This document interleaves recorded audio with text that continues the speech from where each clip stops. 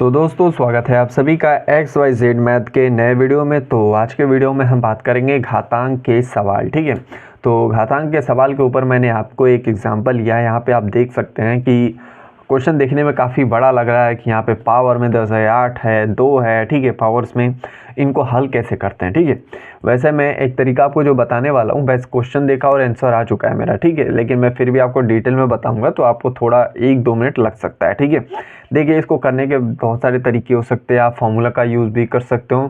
ठीक है, लेकिन कोई फार्मूला कितना याद रखेगा, मैं तो फार्मूले याद नहीं रखता था। ठीक है, मैं जो ट्रिक बताने वाला हूँ हर प्रकार के क्वेश्चन में होगा।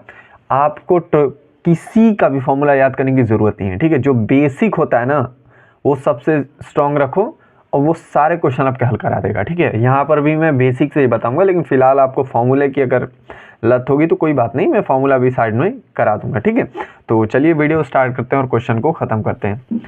तो सबसे पहले जो ब्रैकेट होता है उसको सॉल्व करते हैं। ठीक है, इसको ऐसे ही छोड़ देते हैं, इसको सॉल्व करो पहले। ठीक है, तो क्वेश्चन कह रहा है कि 3/4 के पावर 10 डिवाइड बाई 3/4 के पावर 8। ठीक है, तो आप इसको सॉल्व करोगे तो मैं यहाँ पे डायरेक्ट करता हूँ कि अगर मैं आपको ऐसा लिखा का ये मिल जाए, आप जैसे सोच सकते हो कि मान लीजिए 2/4 है कहीं भी। ठीक है, तो आप क्या करते थे इसको सॉल्व करने के लिए, इसको 2 ऊपर ये रखा और ये 4 नीचे ला देते थे ना, यही करते थे। ठीक है, अगर मान लो कि 2 के पावर 2 है और यहाँ पे 2 के पावर 3 है।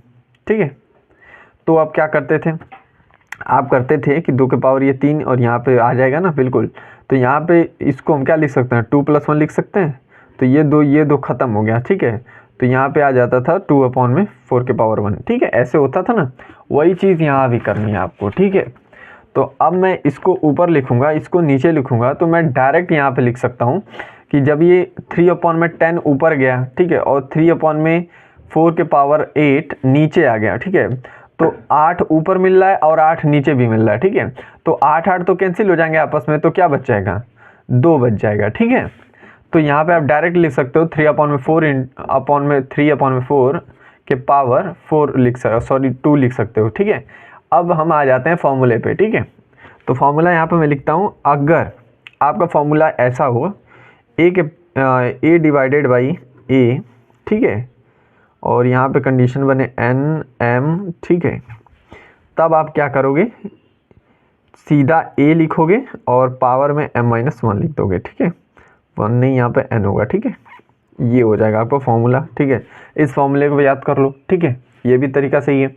अब यहाँ पे क्या क्या रहा है कि ये a का मतलब क्या, ये और ये वैल्यू सेम होनी चाहिए, तभी इस फॉर्मूले का यूज़ कर सकते हो। तो बिल्कुल 3/4 यहाँ भी है, 3/4 यहाँ भी है। ठीक है, ये नहीं कि ये डिफरेंट नंबर है, पावर यहाँ पे दिखा बस फटाक से कर दिया, ऐसा मत करना। ठीक है, अब देखो इसको सॉल्व करोगे तो इसका फॉर्मूला क्या बन के आ रहा है कि a डायरेक्ट लिखिए।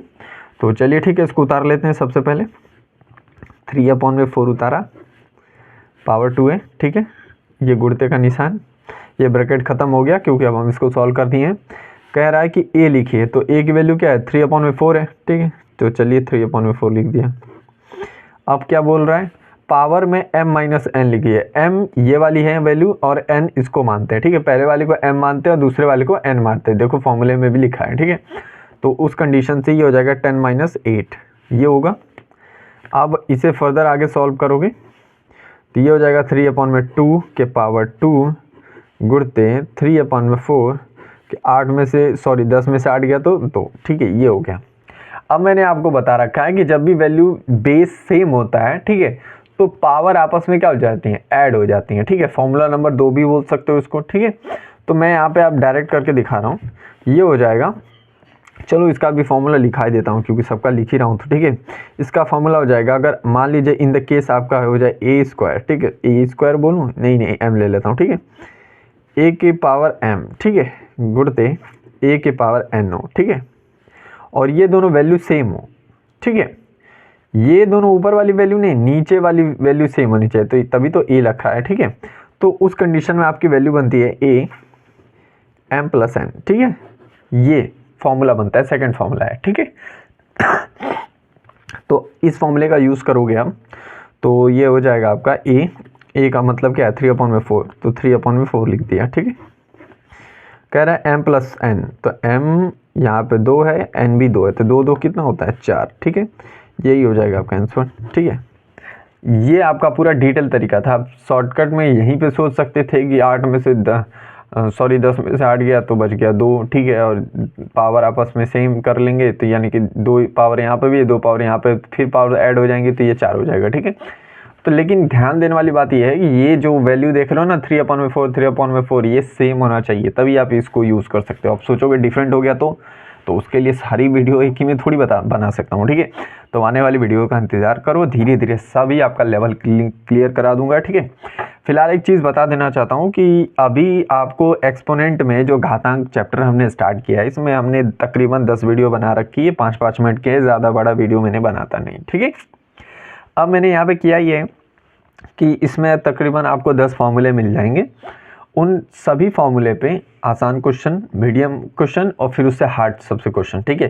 3-3 एग्जाम्पल लेके मैंने सारे फार्मूले को डिटेल से एक्सप्लेन किया है, ठीक है। तो डिस्क्रिप्शन में आपको ऊपर ही एक प्लेलिस्ट मिल जाएगी घातांक की, उसको ज्वाइन कर सकते हो, उसमें आपको सारे फार्मूले मिल जाएंगे, ठीक है। अगर ये चैप्टर आपने कंप्लीट कर लिया ना तो आने वाली जो भी चैप्टर्स आएंगे आपको बहुत मदद मिलेगी, क्योंकि जो ये आपका डिवाइड होता है फ्रैक्शन का, ऊपर नीचे कैसे काटेंगे, फिर आपका ये पावर का तामझाम होता है, वो सारी चीज़ें क्लियर हो जाती हैं, ठीक है। तो आज के वीडियो में बस इतना ही रखते हैं, मिलते अगले वीडियो में, तब तक के लिए पढ़ते रहिए। अगर वीडियो अच्छा लगा हो तो प्लीज़ लाइक और चैनल को सब्सक्राइब कीजिएगा। और हाँ, ये जो मैंने फार्मूले आपको बताए ये मैंने पीछे पढ़ा रखे हैं, उन वीडियोज़ को देख सकते हो अगर आप डिटेल में समझना चाहते हो तो, ठीक है।